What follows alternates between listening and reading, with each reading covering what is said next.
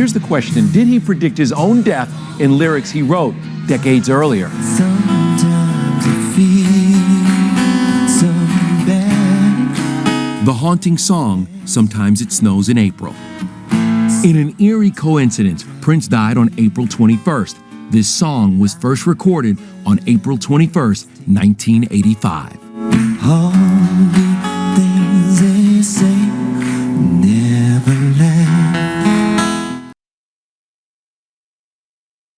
He gave the hint that his life was not safe. He was threatened. He felt threatened, so he posted those to his followers. And then, moments later, he is found dead. The Simpsons have revealed who runs the United States of America. They're all covered with filthy germs, aren't they, Smithers? Why, what do you mean, sir? Freemasons run the country! Unfortunately, there are certain stars who won't do what we want. What's their problem? They're still alive. And then we thought, who's good at killing celebrities? Me! That's right! Homer, would you be willing to acquire some more, accounts for us? Well, you know, it is awfully hot today.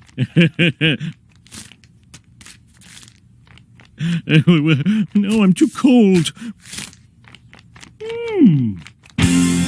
Psycho killer, qu'est-ce que c'est? Better run, run, run, run, run, run, run away. Oh, psycho killer, qu'est-ce que c'est? Better.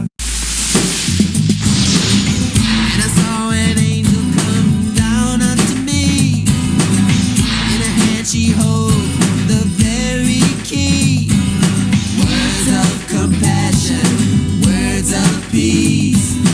And in the distance, an army's marching feet. But behold, we will watch them fall. I was, I've never spoken about this before, but I was born epileptic. And I used to have seizures when I was young. And my mother and father didn't know what to do or how to handle it, but they did the best they could with what little they had. And my mother told me one day, I walked into her and said, Mom, I'm not going to be sick anymore. And she said, why? And I said, because an angel told me so. Now, I don't remember saying it. That's just what she told me.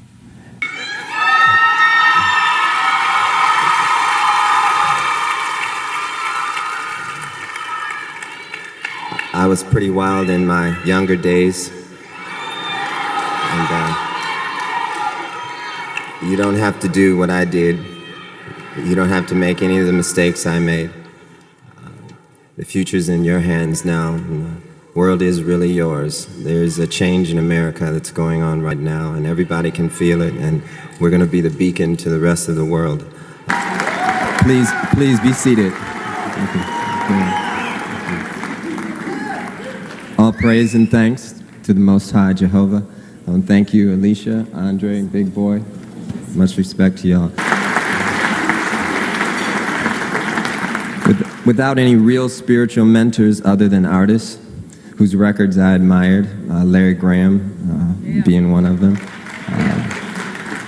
I embarked on a journey more fascinating than I could have ever imagined. But a word to the wise, without real spiritual mentoring, too much freedom can lead to the soul's decay. And a word to the young artists, a real friend or mentor is not on your payroll. A real friend and mentor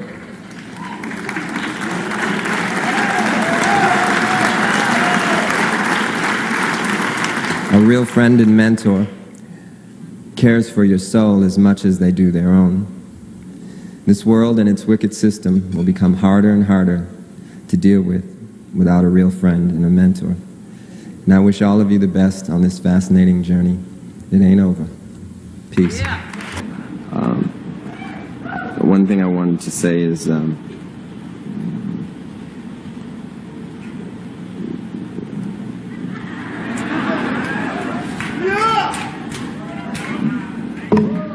Don't be fooled by the internet. It's cool. It's cool to get on the computer, but don't let the computer get on you. It's cool. It's cool to use the computer. Don't let the computer use you. You all saw The Matrix.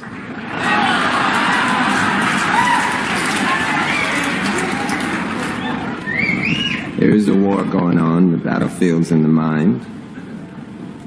And the prize is the soul. So, let's be careful. Very careful. Thank you. When I saw the State of the Black Union, Dick Gregory really moved me and a lot of my friends. I show it to everybody that comes over the house, especially white folks, because they need to hear that, you know, so that they know more about all of us. Because what he said affects all of us. He said something that really hit home about this phenomena of chemtrails. You know, when I was a kid, I used to see these trails in the sky all the time, and so, oh, that's cool. A jet just went over. And then you started to see a whole bunch of them. And the next thing you know, everybody in your neighborhood was fighting and arguing, and you didn't know why. Okay, and you really didn't know why. I mean, everybody was fighting. So he started riffing about the chemtrails, and he started to say things that hit home so hard. And I would recommend that everybody try to get what he said online or wherever, and try to get a copy of it and just listen to it. Because I was so moved that I had to write the song. The other thing is the first line of the song says, I was born on the same plantation in the United States of the red, white, and blue. And we live in a place now that feels just about like a plantation. We're all indentured servants. You know, when I found out there were 8 presidents before George Washington, I wanted to smack somebody. You know, I wanted to know why I was taught otherwise. Just tell me the whole story. I'll fill in the blanks, but don't tell me something that you think I'm supposed to know. Prophecy is what we all have to go by now. It's very interesting. I did a sold-out concert in London. We played 21 nights in a row, and all the concerts were sold out. When I would watch television over there, and you'd see the United Nations feed, the direct feed from the United Nations, you'd hear them talk a lot about religion. You'd hear the Bible mentioned constantly. This is not what we're used to in the United States. It's almost as though there's no need for God and no need for religion and justice in politics. So there's supposed to be a separation of church and state over here. We can't have a separation of state and morality, though.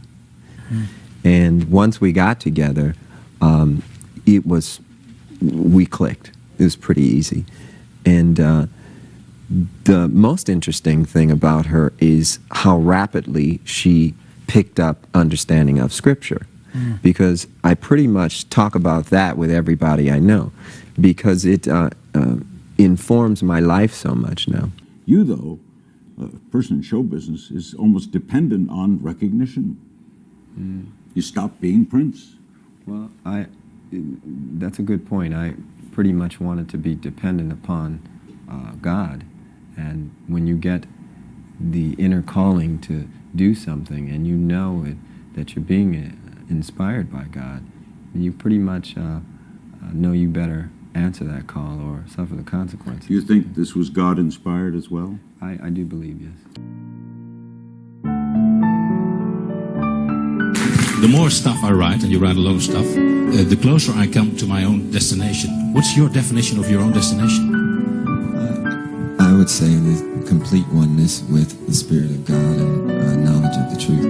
Larry and I have been, he's been so kind as to help me with a lot of things that I didn't quite have a firm grip on. There's there's a lot of temptation out in the world, and it can confuse you, get you wrapped up in something that keeps you from the truth. But with a loving brother like that by your side, you do all right. Yeah. So you are a loving brother, aren't you, Mr. Gray? I try to be. You always succeed in doing that, or?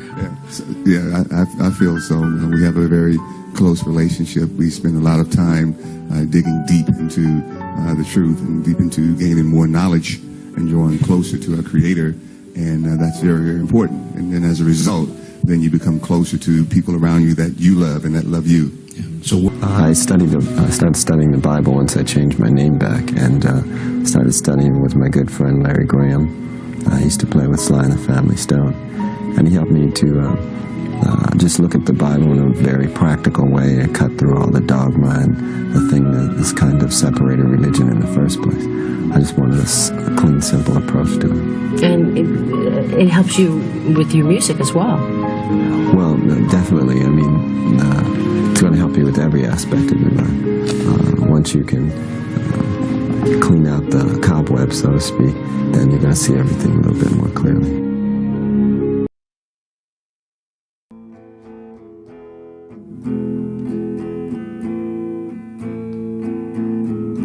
Black day, stormy night. No love, no hope inside. Don't cry, he is coming. Don't die without knowing the cross.